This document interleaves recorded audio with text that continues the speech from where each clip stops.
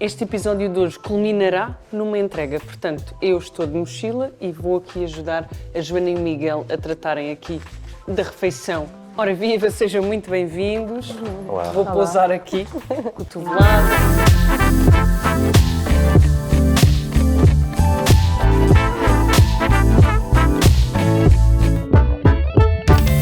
O que é que vamos fazer hoje?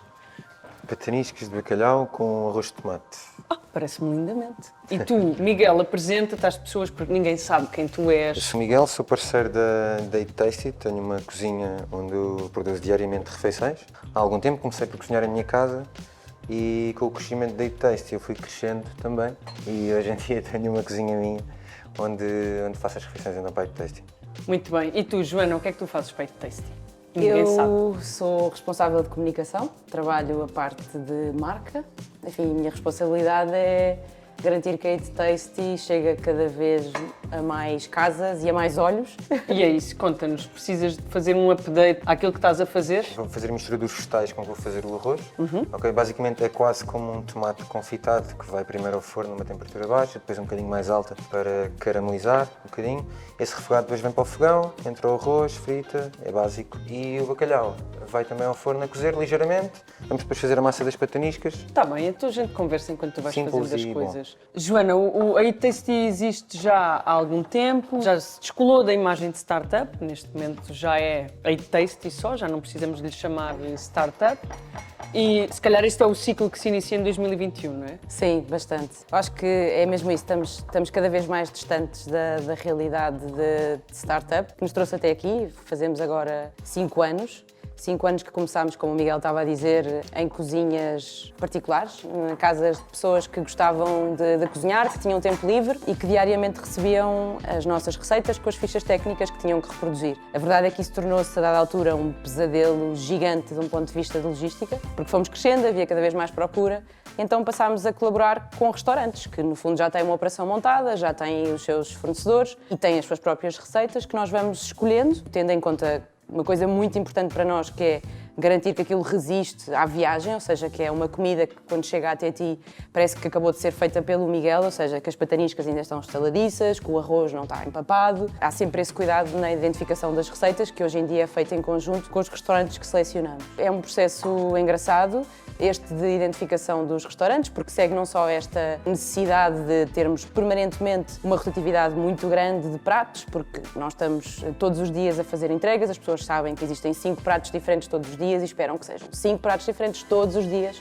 Vezes 2, porque os da manhã são diferentes dos da tarde. Noite. Sim, exatamente. Desde que começámos o jantar, que é uma coisa recente, nós tínhamos um legado muito grande, porque almoço é trabalho, não é? E então as pessoas viam a Eat Tasty como uma solução para os dias de trabalho, para comer no escritório em frente ao computador. E hoje em dia somos muito mais do que isso. A pandemia ajudou à expansão da Eat Tasty? Bastante. Ajudou, acima de tudo, a sedimentar esta noção de que não trabalhamos só com empresas e que podemos comunicar e vender diretamente ao consumidor final. É o tal lado positivo do confinamento, mas que ao mesmo tempo acaba por ser um reflexo da nossa contração e da inversão de como estamos, como vivemos, como comemos. Sim, e era um bocadinho o que estávamos a dizer há pouco. Tu estás em casa, provavelmente não estarás sozinha, estarás acompanhada e se tens filhos a situação é ainda mais dramática. Enfim, depende das pessoas. Claro, mas complicada, de gerir. Portanto, isso fez com que este contexto familiar, uma das coisas que nós nos apercebemos é que passámos a ser muito mais procurados pelo target famílias e isso também acabou por se traduzir na nossa oferta. Nós tivemos muitos pedidos de pessoas a perguntar sobre pratos que se adequavam a crianças, enfim, pessoas que eventualmente até gostariam de encomendar doses familiares. A forma como respondemos a isto foi criando packs que davam resposta a esta necessidade de eu estou em casa, tenho mais pessoas à minha volta e preciso de uma solução. E vocês têm desde sempre uma ação social muito forte, porque trabalham com a ReFood, por exemplo. E a minha pergunta é, neste momento, vocês continuam a conseguir trabalhar com a ReFood ou não? Há mais desperdício, há menos desperdício? Apesar de, da vossa operação ser bastante eficaz nesse sentido do combate ao desperdício, Sim. O que é que acontece ao excedente? Continua a ser distribuído, não continua? Sim, olha, nós somos completamente obcecados com dados, com análise de dados e temos uma equipa responsável por essa análise permanente da nossa performance a todos os níveis.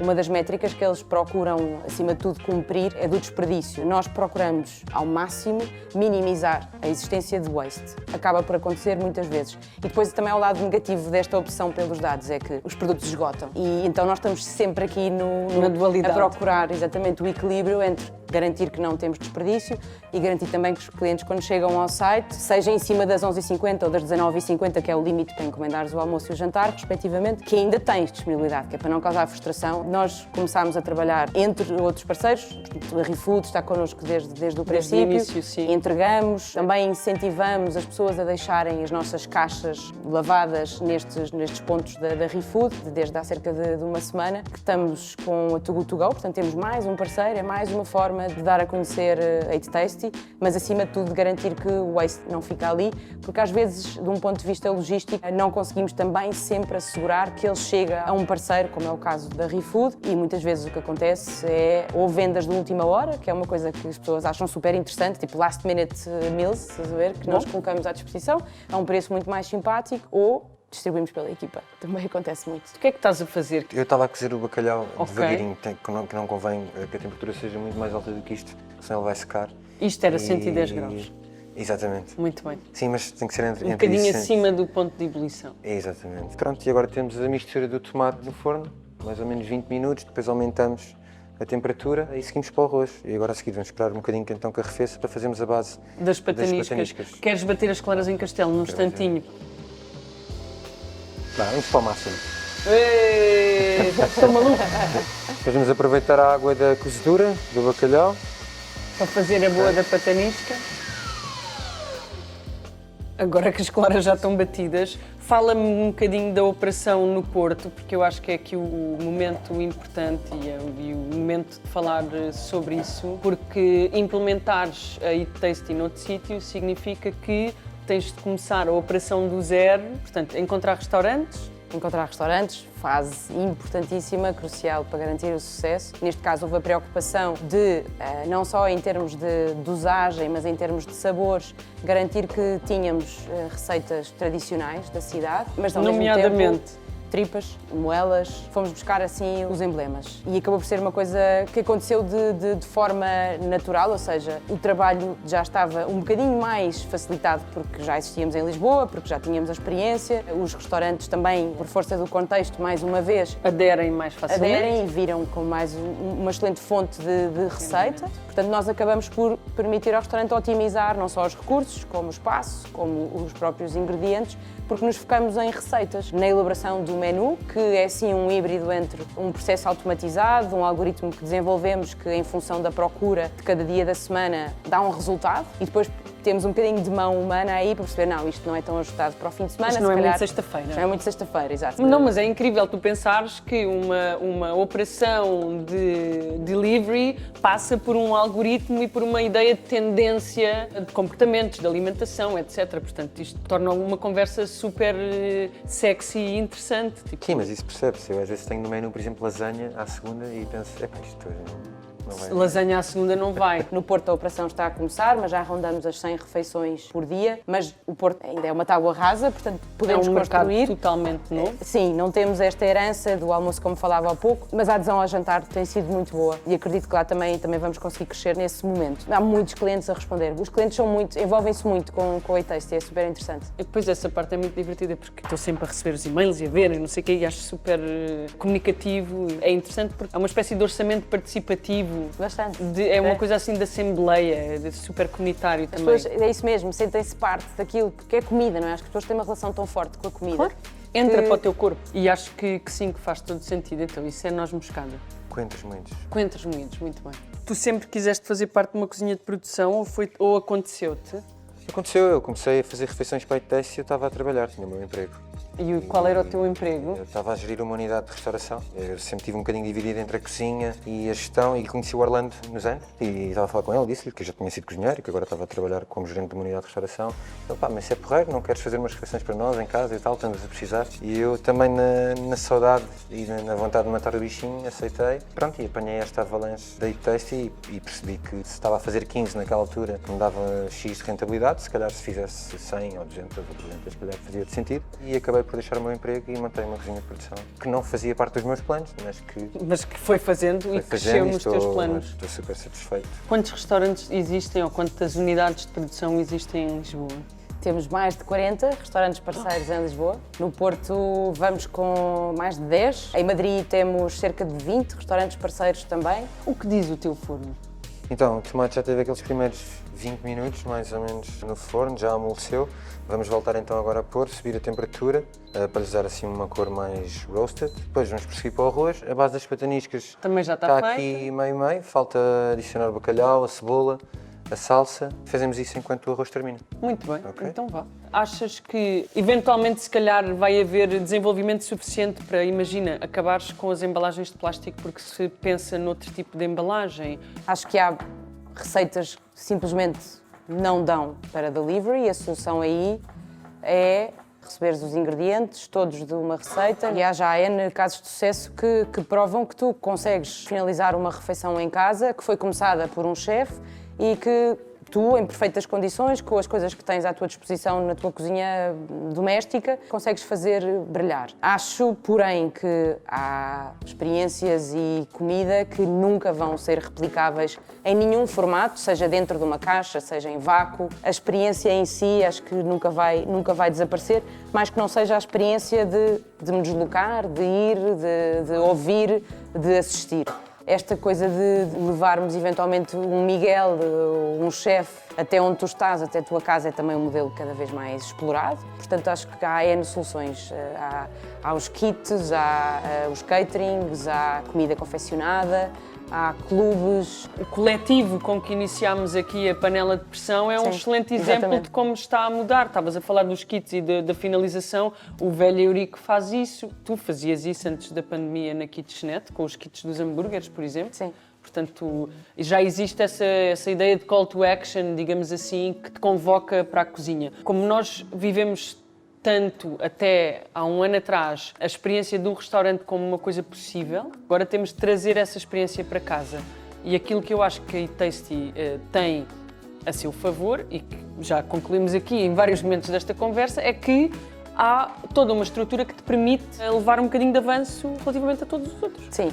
Sobretudo replicar a experiência em termos de sabor e de qualidade da confecção, que é garantida mesmo após o transporte. O que é que tu puseste na base das pataniscas? Conta-me. Então, acrescentei o bacalhau, a cebola e a salsa. Tinha posto os coentros moídos, pimenta, sal, as claras em castelo. O bacalhau é a última coisa a ir aí para dentro? O bacalhau já cá está. Deixamos repousar aqui um bocadinho, enquanto também acaba ali o tomate. Depois fazemos em cima, até podemos fazer depois em simultâneo, fritar as pataniscas e treinar o arroz, até porque convém que elas depois fiquem ali um bocadinho em papel para absorver a gordura. Ok, muito bem. E este arroz ainda é mais demorado do que aquele caldoso que se faz em casa? Porque o teu, como vai ao forno, Sim, tem esta primeira fase no forno, acaba por demorar um bocadinho mais. óleo a aquecer. O óleo tem que estar quente, não é? Sim, à volta de 170 graus, não mais do que isso. Vem por uma boa quantidade, de maneira que elas fiquem... Submersas. Não totalmente, mas pelo menos metade. Pronto, e agora vamos já tirar também ali o tomate, que já deve estar. Pronto, e agora para além de amolecidos, eles já estão com esta Oh, que cor. lindos. Ok. Agora vamos fritar o arroz aqui um bocadinho. Ok. Dar-lhe uma certa alegria. Depois água, o dobro da quantidade. Nós estamos a usar arroz vaporizado porque permite manter a textura sem passar do ponto quando está fechado dentro da caixa. E quanto tempo cozem as tuas pataniscas? Cozem, não fritam? Não contei ainda, mas é rápido. Eu normalmente viro-as 2 vezes, Ok. para elas ficarem Evenly. uniformes. Entretanto o arroz já está, eu já desliguei, que ele ainda tem algum Algum caldinho. Algum caldo, então E dentro convém da caixa deixar. não vai muito caldoso, senão amolece a quase nada. Eu é que desligo patanisca. sempre antes porque ele vai sempre perdendo enquanto está à espera. E usas farinha de trigo sem fermento. Exato. Há quem ponha Por exemplo, as fermento. pataniscas é um exemplo daquilo que estávamos a falar há pouco. Inicialmente nós não fazíamos com as claras em castelo e elas acabavam por secar mais no interior da embalagem, então começámos a ter muito esse feedback por parte dos clientes e foi uma das alterações simples que foram feitas, mas que resultou bastante. Em vez Aliás, do ovo inteiro, clara em castelo.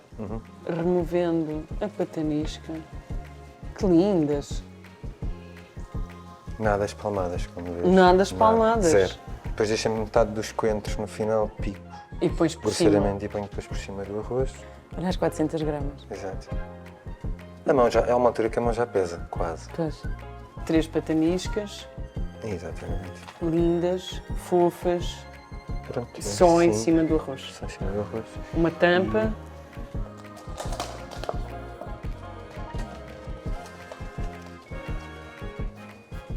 Portanto, isto chegaria à nossa casa.